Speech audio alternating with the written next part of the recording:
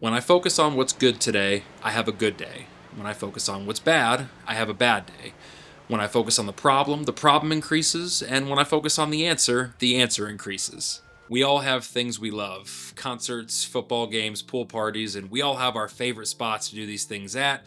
It's our recreational life and becomes a big part of our identity. And I was certainly no different. I knew what I liked, how I liked it, and I chased it hard. One thing that was always true about me is I was the party guy. Wildest energy, loudest mouth, most alcohol, most drugs. I overdid everything because, well, more is more, right? Well, after 6 months of complete sobriety, I can tell you that sometimes less is actually more. Here's something no one tells you. When you get sober, things slow down a little bit. Your nights become longer because, well, it's just you, the thing you've probably been avoiding, and your days become longer because you're no longer looking forward to your nights. And the biggest letdown of the entire thing is that it is like this for a while. You've always had this thing accelerating your life. It makes things more fun, easier to tolerate. How do we navigate around that once we have the habit? Well, this is a piece of advice that I really wish somebody told me a lot sooner. Go do all the things you used to do when you were drinking alcohol, but do it without alcohol. And if you don't enjoy it, then congratulations, you just took a step, and that step is in the direction of finally figuring out who you really are. For me, I loved watching football. I knew all the players, I knew their jersey number, where they went to college, everything like that. I loved the energy, the yelling, the social acceptance of getting throttled at every single game, and it was literally my entire Sunday. And then I stopped drinking. I mean, the energy was still cool, but only if the game was incredibly interesting. I just no longer wanted to devote 4 hours of my life per game. So, new heights reached, check football off the list, no longer that big of a fan. Another great example is cruise ships. I loved cruise ships, okay? I mean, you literally get to go on vacation for a whole week and you have to plan none of it. How great is that? Once I gained complete control over what I do every single day, I realized there is not a chance I could survive a week on a cruise ship, especially soberly. Now, I want busy vacations. I want to see things, experience things, feel things, create real, lasting memories. This sucks, dude. Like, you're literally losing everything that you love to do. Not quite. As much as quitting alcohol helps you realize what you no longer like, it also helps you discover what you are truly passionate about in this world. And at this point, this is where you double down. I mean, I used to get hammered at every single concert that I went to, get stumbly, get bumped around, only remember like half the show.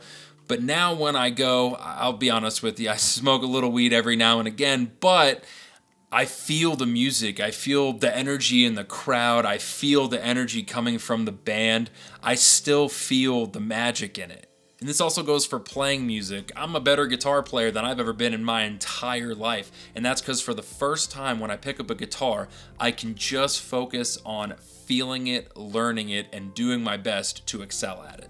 TV shows that I never would have watched in a million years are now some of my favorites. The Pit on Amazon Prime, it's just amazing. You have to go watch it. Health and fitness, very similarly. I value my health and fitness over most things now. And finally, my love for content and spreading positivity. Simply put, I spend over 50 hours a week trying to increase my online presence, and there's no way I could provide that level of devotion along with everything else I do without obtaining my sobriety. Getting sober allowed me to kick aside what I thought were my hobbies and allowed me to embrace what I now realize are my true passions in this world. And I also want to acknowledge that for a lot of you, you may be able to do what I do with weed and introduce it into your life every now and again. I tip the hat to anybody who can find that balance with alcohol. I certainly couldn't, but for those of you that can, honestly, it's probably kind of ideal unless you're going completely sober. And alternatively, if you feel stuck, if you feel hopeless, if you feel that you just can't live your life without the bottle, please know you're not alone. I have felt the same way in the past, as have many other people here that are watching with you. And you can do this if you really want to. There is so much beauty in this world. It's super difficult to see sometimes, but it's there. Please trust me, it's there. If you ever want to talk, the link to my Instagram is in the description. You're more than welcome to send me messages anytime. I am more than happy to talk with you, especially if you feel alone. Just know that there is somebody here that is always in your corner, and I'm not going anywhere anytime soon. I would love to see you find your you, discover your true passions, and then experience them as often as possible.